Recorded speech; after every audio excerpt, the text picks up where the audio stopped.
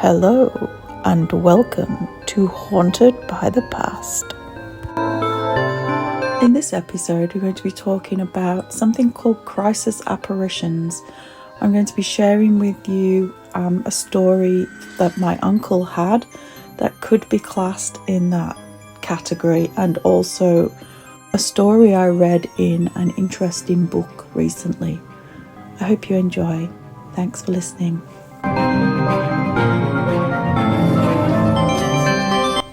I want to read you something out of a book called Paranormal Experiences Beyond the Realms of Reason by Dr. Meher Shikhande. And it's about crisis apparitions. She writes, crisis apparitions appear out of the blue and are usually once-in-a-lifetime events. The apparition is so realistic in most cases that the receiver may mistake it for the actual presence of the person concerned. The apparition may be wearing clothes or having certain physical characteristics that are by no means known to the percipient. More often than not, the sender is miles away, at sea or in another country, thus leaving the recipient confused and bewildered by this sudden presence. Crisis apparitions usually occur in less than 12 hours of death, but also occur within 24 to 48 hours. In most cases, the percipient does not know that the sender is dead and learns about the tragedy only later on. At times, the apparition may be seen more than one person, calling it to be termed as a collective apparition.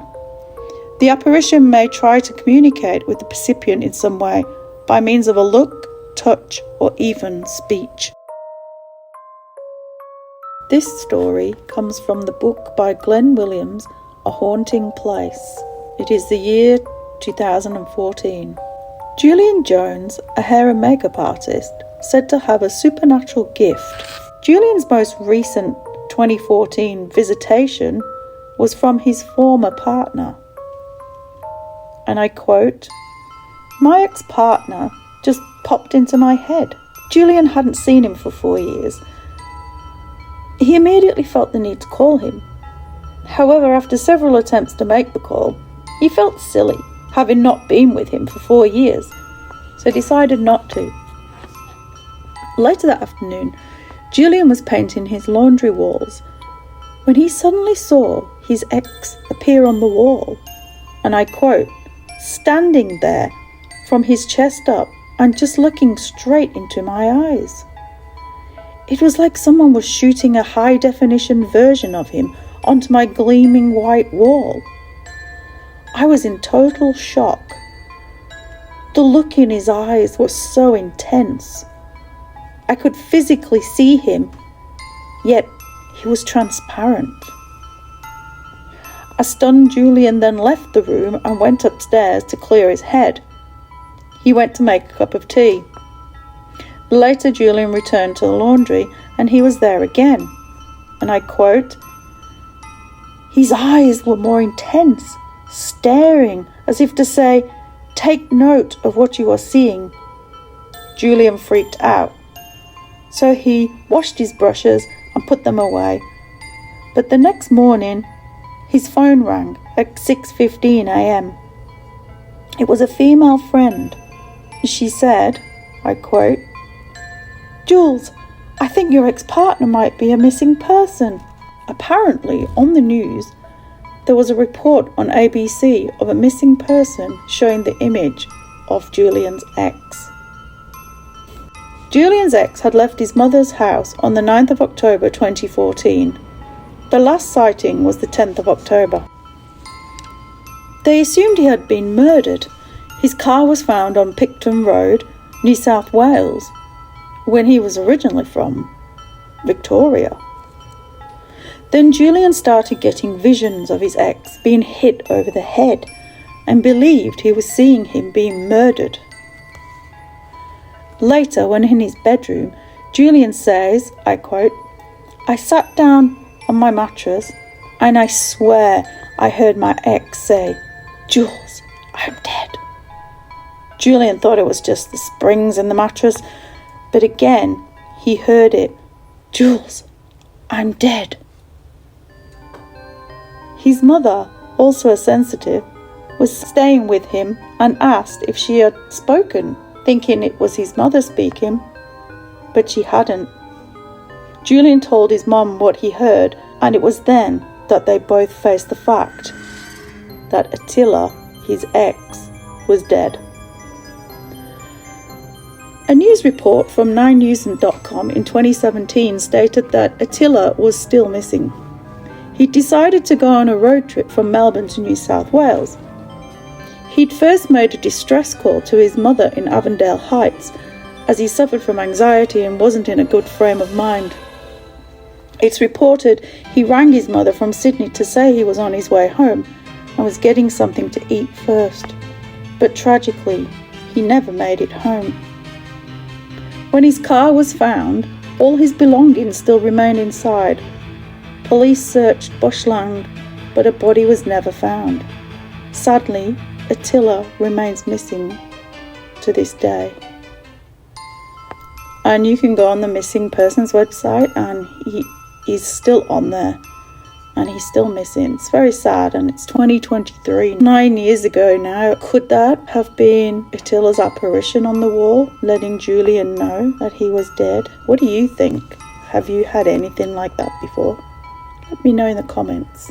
So could Julian have had a crisis apparition of his ex? Was his ex already dead? Remember, it's not known if he's dead or alive yet. But if Julian is a sensitive and he can see these kind of things, it's very interesting. What do you think? This is not so much as a crisis apparition, or actually possibly it could be, but it wasn't in a solid form. This is my uncle's story about when my grandma passed. He missed out on his own father when he died, and that always troubled him. So to miss out on his mother dying as well, I think that was, not great for him, because he felt like that's two parents. But on the night after my grandmother passed, it was Christmas Day at 4 p.m. On the night after she passed, my uncle, who is a non-believer, ghosts are rubbish, there's no such thing as ghosts, what a load of rubbish, he was lying in bed next to his wife. She didn't hear or see anything. He said he woke up, he looked at the wall, and there was a purple square of light on the wall. He thought it strange, but kept staring at it. And then he felt himself levitate out of the bed, just a few inches, and he had a really warm sensation all over his body. And then he said his throat went really dry, and out of his voice came his mother's voice, my grandma's voice, really croaky, and she said his name, or he spoke his name in her voice. And then as soon as it had happened, it just left. She left. He went back down onto his bed, and because my uncle's such a matter-of-fact kind of person, he was like, that was strange, and just went downstairs and made a cup of tea. So was that a crisis apparition?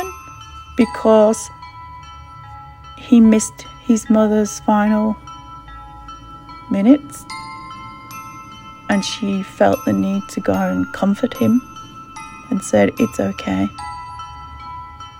I myself have lost my mother, and I was not there when she passed. I was on my way, but I missed her, and I haven't had anything like that from my mum. But I have dreamt about her, so I'm quite happy with that. Let me know if you've had anything similar. It's very interesting how people who are so skeptical, don't believe in these things, can have these experiences. Those ones are the most interesting to me. People who don't believe have these experiences that they can't explain. Let me know. Thanks for listening. I hope you enjoyed this short episode. More to come in the future.